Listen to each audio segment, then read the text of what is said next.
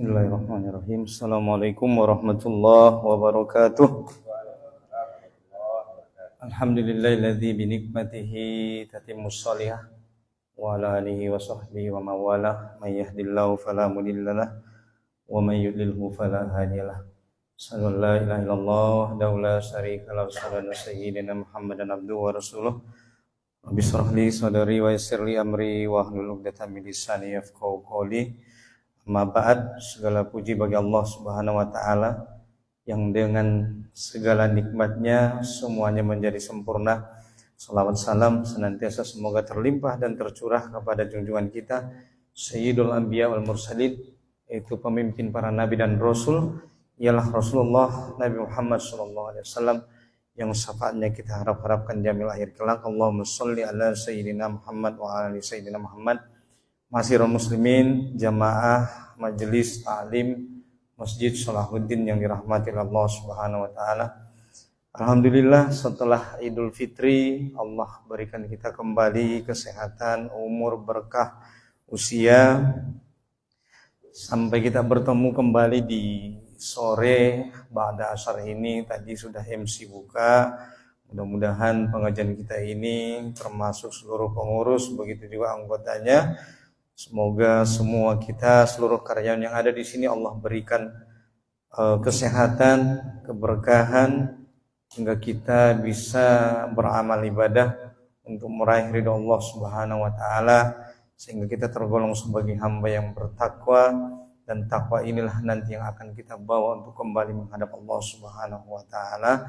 Mudah-mudahan kita semua adalah orang-orang yang termasuk ashabul jannah, orang yang mendapatkan surga dari Allah Subhanahu wa taala, dan insyaallah kita mudah-mudahan tergolong sebagai hamba-hamba yang masuk surga tanpa hisab. Dan bukan hanya sampai di situ saja, tapi kita juga termasuk orang-orang yang memperoleh hak untuk mensyafaatkan 70 orang daripada anggota keluarga kita, dengan kita senantiasa membersamai hari-hari kita dengan Al-Qur'an. Amin amin ya rabbal alamin. Jamaah sekalian Masjid Salahuddin yang dirahmati Allah Subhanahu wa taala, alhamdulillah kita sudah berada di bulan Dzulqa'dah, ya, akhir dari bulan Dzulqa'dah. Mungkin kalau tidak salah sudah masuk tanggal 20 lebih Dzulqa'dah. Maka itu berarti kita juga tidak lama lagi masuk bulan Dzulhijjah, bulan yang sangat mulia. Dan juga kita telah menyaksikan juga kemarin banyak para diyufur rahman, yaitu tamu-tamu Allah juga sudah berangkat ke tanah suci. Ya, mudah-mudahan kita yang hadir di sini minimal kita berdoa semoga Allah berikan kita kesempatan, Allah berikan kita rezeki, Allah berikan kita keberkahan, minimal sekali seumur hidup kita bisa berangkat melaksanakan kewajiban ibadah haji. Karena Rasulullah SAW mengatakan jelas dalam hadisnya, al-hajjul mabrur, yaitu haji yang mabrur, laisa lahu jaza, tidak ada balasan baginya yang pantas illal jannah, kecuali Allah balas dengan surga. Itulah besarnya pahala bagi orang yang memperoleh haji mabrur. Tentu kita ingin, mungkin biayanya sekarang berapa puluh juta, 40 juta lebih ya sekarang haji. Ya sekitar segitulah. Sekarang biayanya sudah 40 jutaan lebih. Tapi memang mahal sih kalau kita pikir ya. Tapi kalau kita bandingkan dengan surga Allah, kan Allah jamin, bahkan yang jamin itu langsung Nabi. Nabi menjamin siapa yang hajinya mabrur, itu kata Nabi, Allah masukkan surga tanpa hisab. Kata Imam An-Nawawi, orang yang memperoleh haji mabrur itu dia masuk surga tanpa azab. Tanpa azab di situ maksudnya adalah dia langsung masuk surga, nggak perlu transit neraka. Luar biasa. Berapa sih? 40 juta ya kan, dibanding surganya Allah gitu. Jadi orang yang haji mabrur itu dia masuk surga nggak perlu transit di neraka lagi, langsung surga. Kalau hajinya mabrur ya, sepulang haji dia istiqomah bertakwa. Nah itu ya. Jadi mudah-mudahan kita berdoa termasuk kita orang-orang yang dipanggil oleh Allah untuk datang ke dua kota suci Makkah dan Madinah dan berziarah ke makam Rasulullah SAW yang kita cintai dan kita sholawati minimal dalam sholat kita 5 kali sehari semalam. Masyiral muslim dirahmati Allah Subhanahu wa taala. Adapun ini berkaitan dengan bulan Dzulhijjah. Tema kita tentu makna daripada ibadah kurban. Setiap tahun mungkin ada yang setiap tahun berkurban, ada yang mungkin sekali 2 tahun. Yang jelas kurban ini hukumnya adalah sunnah muakkad. Sebagaimana Allah mengatakan, Inna a'tainakal kautsar fasholli li rabbika wanhar. Maka laksanakanlah sholat demi Tuhanmu dan berkurbanlah, wanhar dan berkurbanlah. Jadi hari Idul Adha atau juga sering disebut dengan hari nahar. Hari nahar maksudnya adalah hari penyembelihan. Atau Idul Adha juga biasa disebut dengan namanya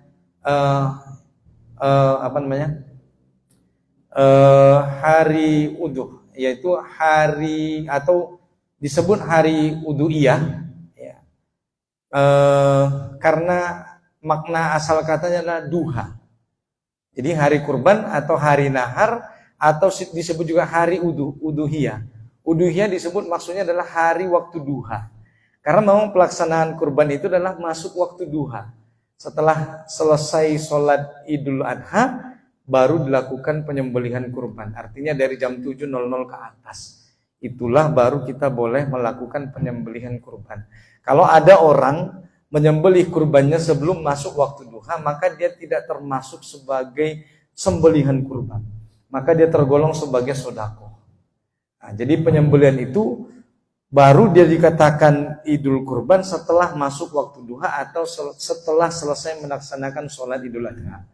Kalau disembelih sebelum itu maka tergolong sodako. Nah, maka sembelihlah hewan kurban itu setelah melakukan sholat Idul Adha. Ya. Jadi ibadah kurban itu hukumnya sunnah muakkad. Ya. Jadi kalau ada orang yang dia sanggup secara finansial, kemudian dia tidak berkurban, maka para ulama menggolongkan hukumnya adalah makruh. Ya. Kapan seseorang disunnahkan berkurban? Ketika sandang, pangan, papan itu sudah terpenuhi dan kebutuhan-kebutuhan mungkin yang melengkapi. Kalau sudah sandang, pangan, papan itu terpenuhi, kemudian kebutuhan-kebutuhan sehari-hari yang melengkapinya itu sudah tercukupi, kemudian ada uang yang lebih untuk berkurban, maka disunnahkan dia berkurban. Nah, apabila dia ada uang lebih untuk berkurban atau secara ekonomi dia sanggup untuk berkurban, tapi dia tidak memilih berkurban, maka para ulama menghukumkannya makruh.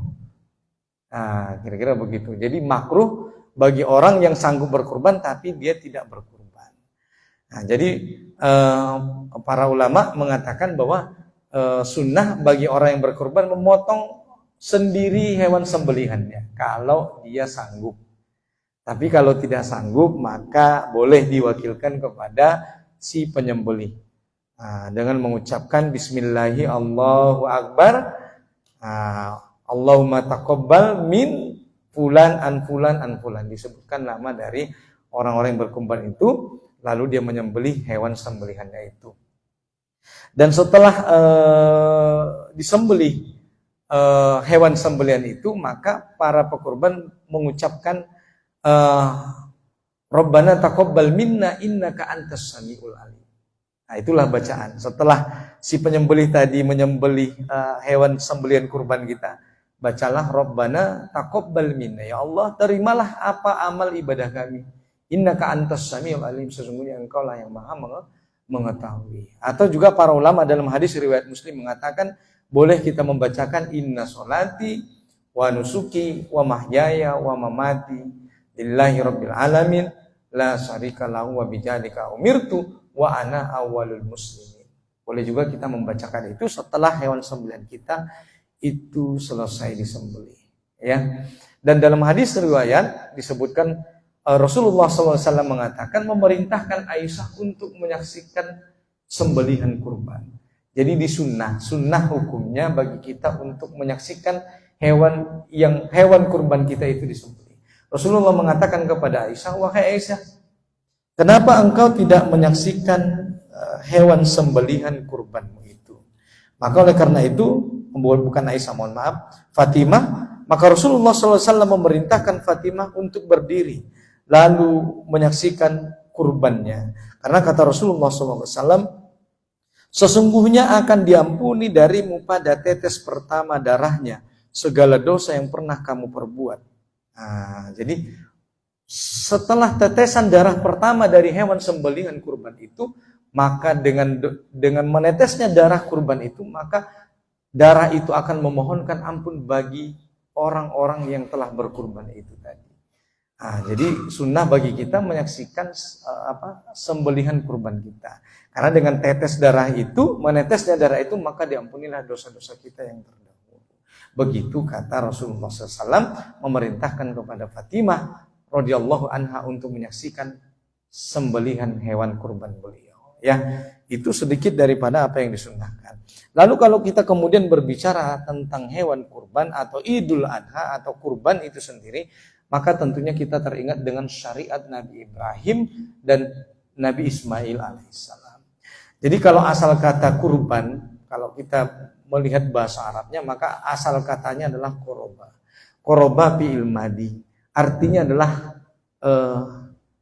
mendekatkan. Jadi kalau seseorang itu berkurban, berarti dia bermaksud untuk mendekatkan diri kepada Allah. Jadi kalau orang itu berkurban, itu dengan niat yang ikhlas, mengharap ridho Allah semata, dan dengan cara yang benar, barulah ibadahnya itu diterima oleh Allah Subhanahu wa taala. Jadi jangan lupa, ketika teman-teman sekalian ini berkurban, maka niatkanlah kurban kita itu adalah semata-mata ikhlas, hanya mengharap dan mencari ridho Allah Subhanahu wa taala. Janganlah kita berkurban hanya untuk mencari pujian manusia atau supaya manusia memuji-muji dan mengatakan kita hebat. Maka pahalanya tidak ada. Kalau begitu niatnya, maka nanti di akhirat Allah akan mengatakan kepada kita, mintalah pahala atas apa engkau berkurban. Kalau kita berkurban itu karena ingin dipuji manusia, maka nanti di akhirat Allah akan memerintahkan kita meminta pahala kepada orang-orang itu. Pertanyaannya bagi kita, bisakah orang-orang itu memberikan pahala? Tentunya tidak. Maka berkurbanlah dengan mengharap ridho Allah, ikhlas semata, dan tentunya dengan niat yang ikhlas saja tidak cukup, tapi dengan cara berkurban juga yang benar. Sembelihannya juga benar, hewan kurbannya juga harus memenuhi syarat, tidak boleh cacat, tidak boleh berpenyakit, kemudian juga tidak boleh ada tanduknya yang terpotong, umurnya tercukupi. Kalau dia kambing, umurnya harus 1 tahun, jalan 2 tahun, 1 tahun lebih menjelang 2 tahun itu kalau kambing. Kalau sapi 2 tahun ke atas, nah, itu sapi. Nah, begitu juga dengan unta. Kalau sapi boleh 7 orang, kalau kambing hanya untuk 1 orang. Bolehkah Ustadz kalau hewan kurban itu kurang dari 7 orang? Sangat boleh. Kalau 7 orang saja boleh, apalagi kurang dari 7 orang. Tapi kalau kurang dari 7 orang, tentu harus yang peserta kurban itu harus ikhlas nambah biaya. Nah, nambah dong biayanya. Kalau kurang dari 7 kan nambah tuh.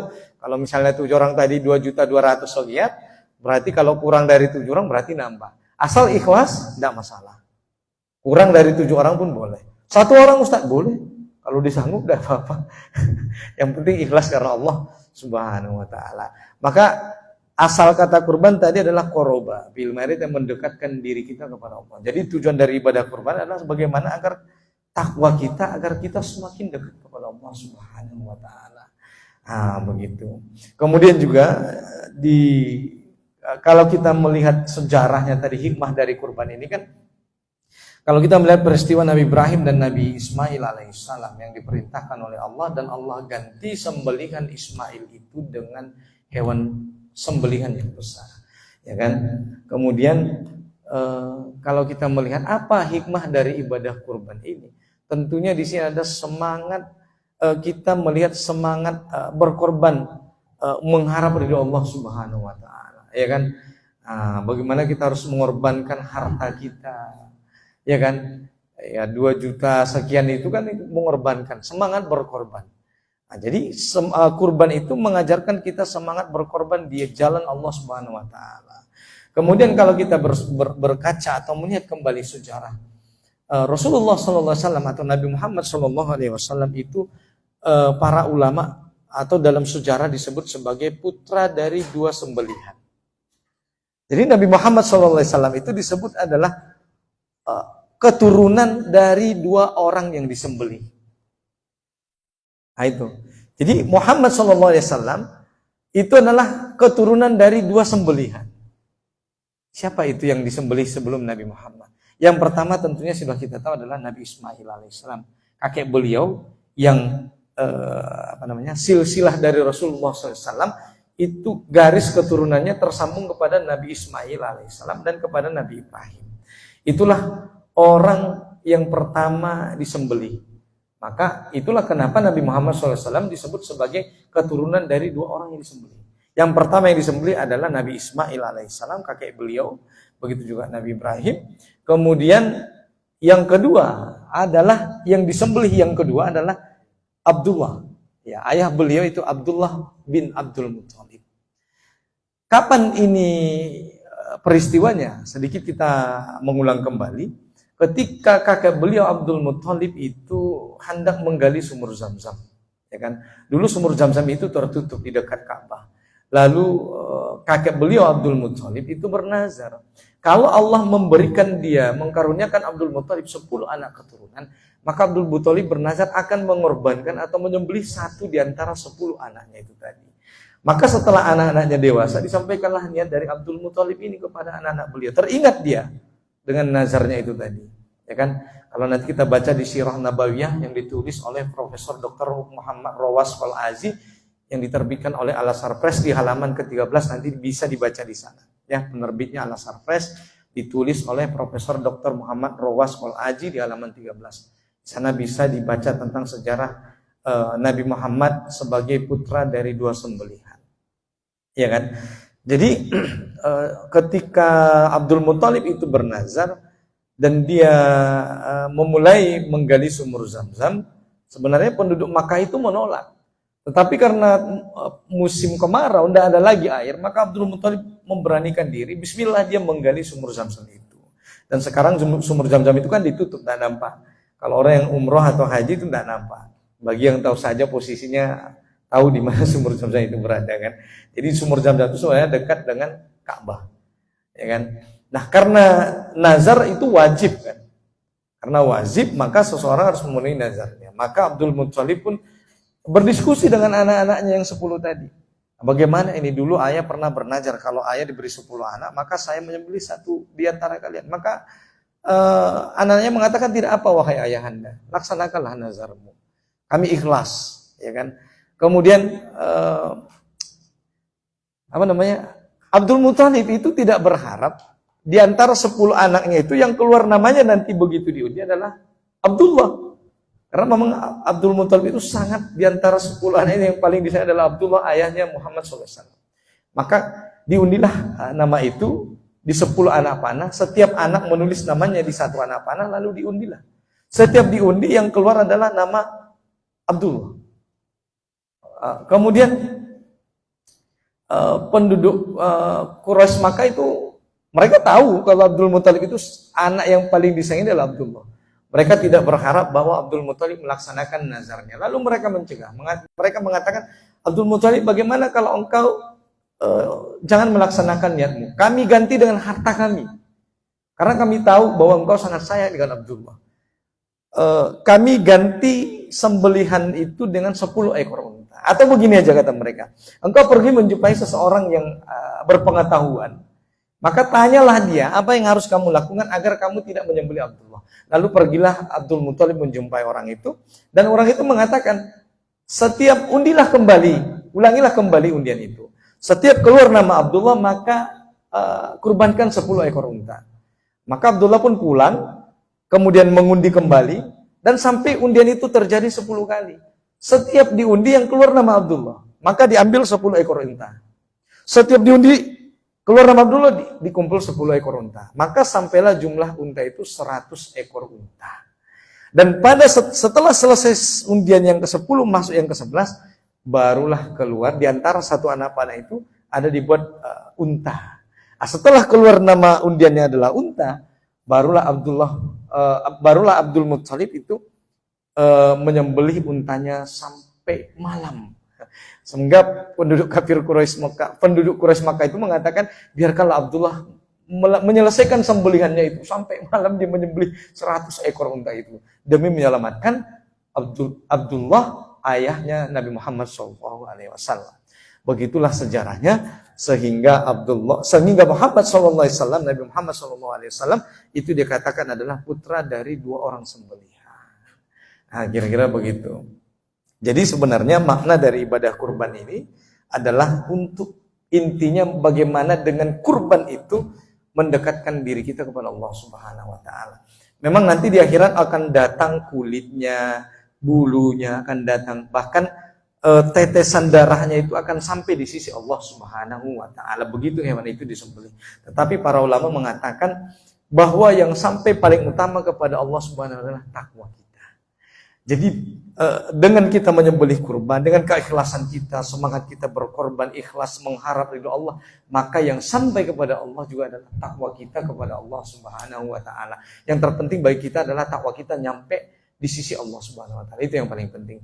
Kemudian juga kalau kita berbicara tentang ibadah kurban atau 2 id, ya, Idain atau Idul Fitri dan Idul Adha, maka ada yang disunnahkan. Rasulullah SAW mengatakan kepada kita bahwa ibadah kurban atau Idul Adha disebut juga dengan namanya innama hiya ayyamu aklin wa surbin wa dzikrin lillahi azza wa jalla. Bahwa Idul Adha disebut juga dengan hari bagi kita aklin, sama dengan Idul Fitri. Idul Adha adalah hari kita makan-makan. Wa surbin, hari kita minum-minum. Wa dzikrin lillahi ta'ala, dan juga berzikir kepada Allah azza wa jalla. Jadi Idul Adha adalah hari kita untuk makan-makan, hari kita minum-minum, hari kita berzikir kepada Allah Subhanahu wa taala. Hari itu kita nggak boleh berpuasa. Maka setelah kita melaksanakan ibadah sholat sunnah Idul Adha 2 rakaat, ibadah sholat sunnah Idul Adha baik Idul Fitri hukumnya adalah sunnah. Kalau tertinggal, maka boleh kita tertinggal nih misalnya, boleh kita melaksanakan sholat Idul Fitri 2 rakaat sendiri. Nah, tertinggal nih, udah nyampe masjid, udah salam. Boleh kita sholat sunnah Idul Fitri 2 rakaat di situ. Baru kemudian kita mendengarkan khutbah Idul Fitri atau Idul Adha. Jadi khutbah Idul Fitri dan Idul Adha hukumnya sunnah. Ya, sebagaimana juga Idul Kurban atau pelaksanaan kurban juga hukumnya sunnah. Nah, begitu. Kemudian kita juga diperintahkan berzikir. Maka bertasbih. Allahu Akbar, Allahu Akbar, Allahu Akbar. Kapan kita mulai bertakbir? Ketika nanti Arab Saudi itu telah memutuskan kapan jatuhnya 10 Zulhijjah, ya. Atau mereka mengumumkan selesainya ibadah wukuf di Arafah. Kalau sudah diumumkan selesai ibadah wukuf di Arafah, maka malamnya kita bertakbir, dan besoknya kita melaksanakan ibadah kurban dan sholat sunnah Idul Adha. Maka diperintahkan kita untuk bertakbir. Kenapa bertakbir? Karena para ulama mengatakan segala sesuatu ibadah yang diawali dengan takbir, maka itu adalah ibadah yang nilainya tinggi. Contoh sholat. Salat itu ibadah yang sangat tinggi nilainya di hadapan Allah Subhanahu wa taala. Salat adalah ibadah yang pertama kali dihisab di hadapan Allah Subhanahu wa taala. Salatlah yang nanti akan pertama kali ditanya di hadapan Allah Subhanahu wa taala ketika hari berbangkit. Maka salat dimulai dengan takbir.